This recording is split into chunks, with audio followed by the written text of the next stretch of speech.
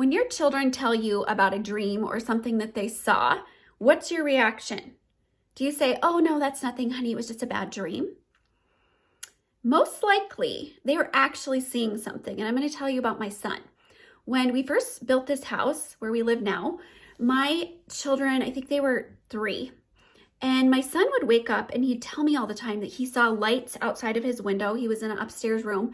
And then one morning, he told me that he saw people with feathers in their hair dancing and singing around a fire. And I'm like, that sounds like a powwow. And we are built on an area where there's a lot of Native American activity. And after I was pregnant with my daughter, I was getting some really severe spiritual attacks. And I had one of my friends check on me.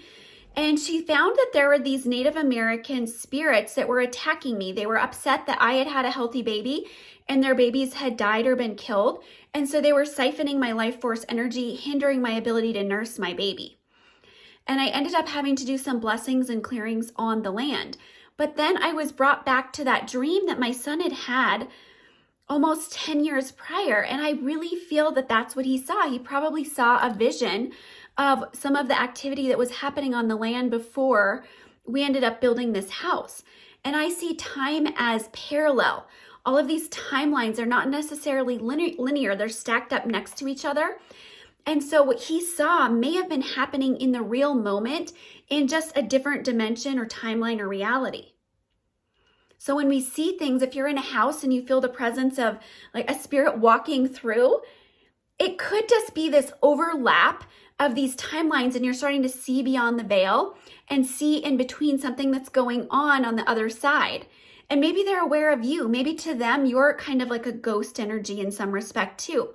It's just very interesting. So I want you to start asking your children questions if they talk about dreams or visions, instead of just discounting that, which is what happened to me when I was little. I think I was probably very gifted and clairvoyant as a young child, but it was completely shut down and repressed because I was told, oh, it's just in your head, you're making stuff up, that's stupid.